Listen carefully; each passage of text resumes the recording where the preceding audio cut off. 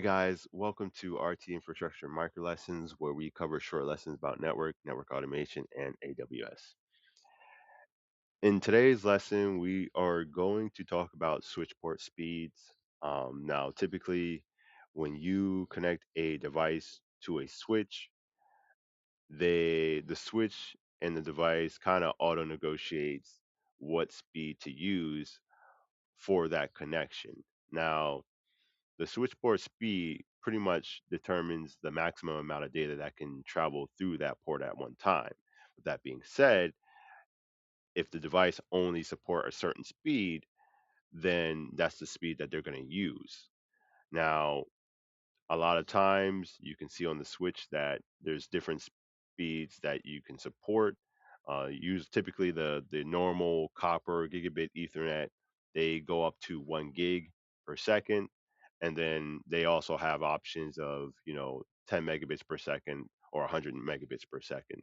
And then you have these SFP ports, which if I have it up, you can see here that we have these SFP ports, and then the modules that goes inside the port, and those can support up to higher speeds, usually 25 gigabits per second, 45 gigabit, 10, you know, pretty usually a lot higher than the normal copper ports.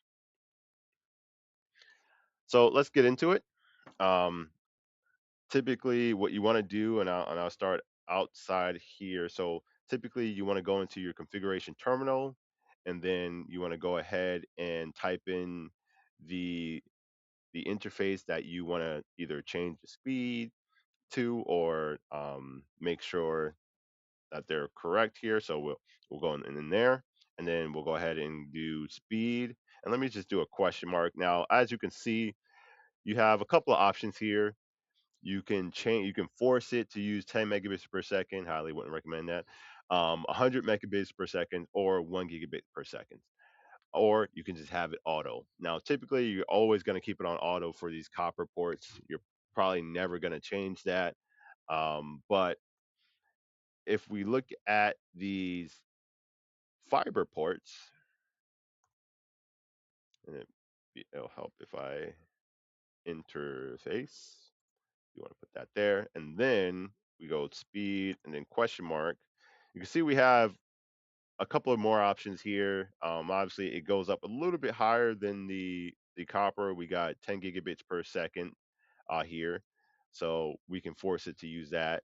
We also have the auto, same as the copper. And then we also have no negotiate. Now, no negotiate pretty much tells the interface not to participate in that auto negotiation process, and instead uses the configured speed and that the device expects to use, or the other side expects to use.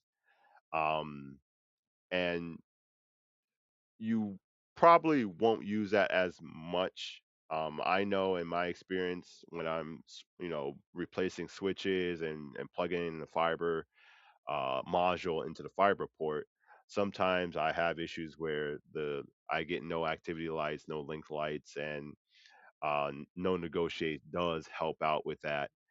But it really depends on the SFP module you get, and obviously you'll have to do some research on the where, like, the vendor you got it from. They'll all have their own recommendation on what you need to use the for the for the SFP modules. I mean, some of them may not even support auto negotiation, so you may have to use no negotiator. So all it really depends on the SFP module. So with that being said, that's what we're going to do with this interface here. We're going to go ahead and change the speed to no negotiate, and then click enter.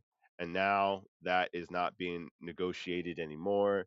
Now, if you always want to check the status of those speeds, you can do a do show int status.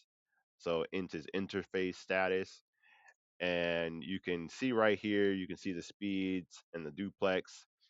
And you can also see the type of connection you have, which this is really good for SFP modules. If you don't know what type of SFP module you have in there, it'll usually say it right here. Right now, I have nothing connected to it, so it's just unknown. But if I do, and actually, let me just go ahead and connect one, and then do show interface status again. As you can see, it saw me connected, and then there you are. You can see that I have a 1 gigabit LX SFP module connected to it. So very helpful um, command to see what type you have connected. And obviously you don't see auto because I put non-negotiate, so it's just going to use that 1 gigabits per second. That's the maximum that that SFP supports. So all right, that'll do for this one. I'll see you guys in the next one.